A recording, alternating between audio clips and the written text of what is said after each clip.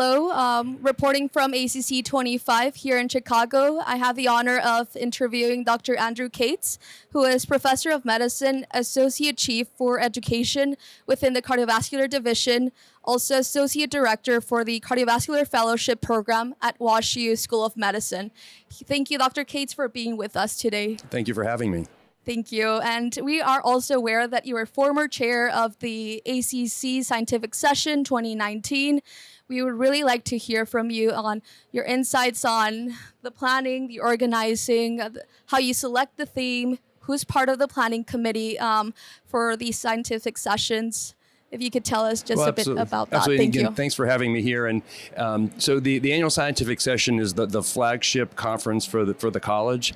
And I had the privilege of chairing it in 2019 and then 2020 when we went virtual because of COVID. So I got to see both sides of having a large in-person meeting, and then we went from 20,000 participants to 50,000 when we had to shift to being all virtual. So with that, and now that we're back, we're actually back to the same numbers we had before COVID, really seeing how the meeting kind of continues to evolve. And, the whole planning process, and first, actually, as we start, I want to give a shout out to the planning committee. So we have a phenomenal group of people that help bring this all together, and it's led by Katie Berlacher, and then our vice chair is Julie Damp, and then for the last 3 meetings we've had a CVT member be part of the lead, and that's Kim Gabon. So the 3 of them lead the planning committee, and the planning committee is comprised of more than 100 members of the cardiovascular team, so physicians, nurse practitioners, PAs, fellows as well, fellows in training. And so really a community makes up the planning committee. And as part of that planning committee, there are different pathways. And for those of you who've attended, you may have experience with the different learning pathways that we have. And each of those groups plans various sessions with input from members across the college. And it really creates an incredibly rich educational environment. But the meeting is really many different things. It's partly education, it's science, and it's networking. And there's so many more things too that really bring this together.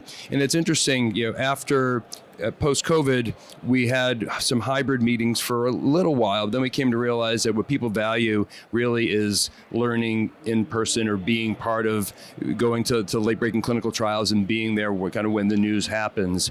And so creating a meeting that has a great feel to it, has innovative learning, has opportunities to meet others, to meet old friends and make new friends, really brings so much of this together. So as far as how the committee is chosen, we get input from members around the college, from different member sections, from others who are engaged in education, and we bring those groups together, and they really do a wonderful job in putting together an amazing meeting. And people, if you haven't been here before, I encourage you to come. And if you can get here now to Chicago, they still have 1.5 days left, but next year in New Orleans, it should be an incredibly interesting meeting also. And it's wonderful to see how over the last 5 and 10 years, how this meeting continues to evolve in different ways. And I think each year we're trying something new and innovative and interesting.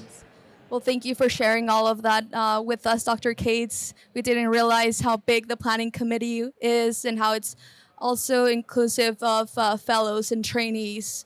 Our next question and last question for you, Dr. Cates, is how have you seen the ACC scientific sessions evolve over the years, and what do you predict that we will be looking at for like 5 or 10 years from now? So I think that's a great question. And as far as seeing the evolution, what we've seen, and this is where being part of the planning committee has been such a wonderful experience for me. And now in my role where I have part of the group that has oversight for all of our education, seeing how different ideas have progressed. So one great example is just outside of the studio where we're in is the heart stage. And this is the heart-to-heart stage is what it's called. That started just as an idea, a soapbox idea. This is probably back in 2018 or 19, where the idea was to have an area where people could just sit and talk and have it kind of in the open, so you could walk by and maybe hear an interesting thing.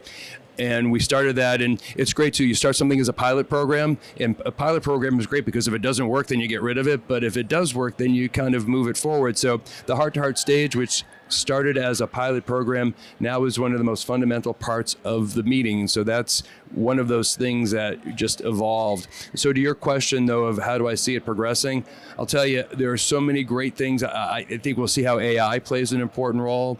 I know that the leadership with Katie and Julie and Kim, and now Kristen Campbell's coming on as the new CV team lead. That group is incredibly thoughtful and innovative. And I need to make sure I mention also the staff too, the ACC staff, who are such a key part of education. All of those individuals working together and innovating. I hesitate to say where I see it in 5 to 10 years, because what I see isn't nearly as important as what they see. And I know that they've got great vision. Well, that's amazing to hear, and we look forward to seeing how AI also plays a role, like you just mentioned, in the organizing and planning for the next scientific sessions. Thank you again for being with us, Dr. Cates. Thank you for and having for your me. time. And for our viewers watching this interview, we would like to welcome you to take a look at more interviews like this in our channel at youtube.com/FITsOnTheGo. Thank you. Thank you.